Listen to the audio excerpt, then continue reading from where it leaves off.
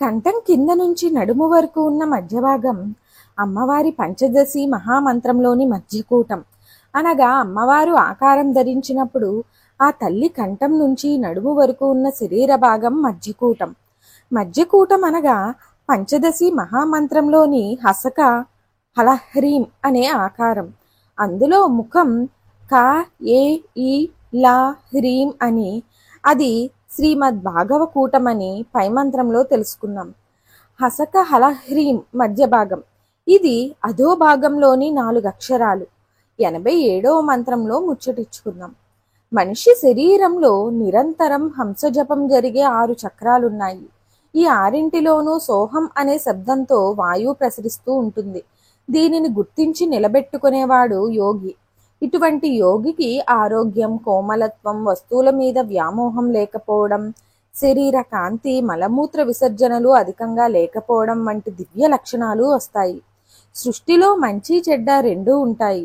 ఈ రెండిటిలో మంచిని స్వీకరించి చెడుని విడిచిపెట్టడం సాధారణ సాధకుల లక్షణం. అలా కాకుండా చెడును కూడా మంచిగా మార్చగలగడం మహాత్ముల లక్షణం. ఇటువంటి వారినే పరమహంసలంటారు. అమ్మవారు మధుకైటబుల వంటి రాక్షసులను కూడా అనుగ్రహించి వరాలిచ్చింది. ఆ వరాలతో వారు విజృంభించి లోకాలను నాశనం చేయడానికి పూనుకొని బ్రహ్మను హింసించగానే అమ్మవారు బ్రహ్మను విష్ణువు దగ్గరికి పంపింది.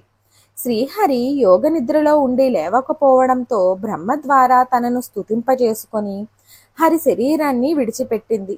శ్రీహరి నిద్ర లేచి మధుకైటబులతో యుద్ధం చేసి చివరకు జగన్మాత కటాక్షంతో వారిని సంహరించాడు. అప్పుడు తన వరాలు పొందిన ఆ రాక్షసుల్ని కూడా తన బిడ్డల్లాగే భావించిన అమ్మవారు వారిని కరుణించి వారి మెదడులోని మాంసాల గుజ్జుతో మేదినిని తయారు చేసింది. ఎంతటి నీచులనైనా అనుగ్రహించే కరుణ అమ్మవారిది.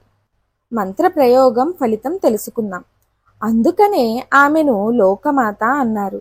ఈ అద్భుత మంత్రాన్ని రోజు సూర్యోదయ వేళ 108 సార్లు జపిస్తే మోకాళ్ళ నొప్పులు పోతాయి. రోజు నిద్రించే ముందు ఈ మంత్రాన్ని 27 సార్లు జపిస్తే మంచి ఫలితం ఉంటుంది. యోగులు కావాలనుకునేవారు వీలున్నప్పుడల్లా ఈ మంత్రం జపం చేస్తే మంచిది. మంత్రం ఏమిటో తెలుసుకుందాం. ఓం కంఠాధఃకటి పర్యంత మధ్యకూట స్వరూపిణ్యై నమః. ఓం కంఠాధఃకటి పర్యంత మధ్యకూట స్వరూపిణ్యై నమః. ఓం కంఠాధఃకటి పర్యంత మధ్యకూట స్వరూపిణ్యై నమః. మరిన్ని ఆధ్యాత్మిక విషయాల కోసం మా ఛానల్ను సబ్స్క్రైబ్ చేయండి. వీడియో నచ్చితే లైక్ చేయండి, షేర్ చేయండి, కామెంట్ రూపంలో మీ అభిప్రాయాన్ని తెలియచేయండి.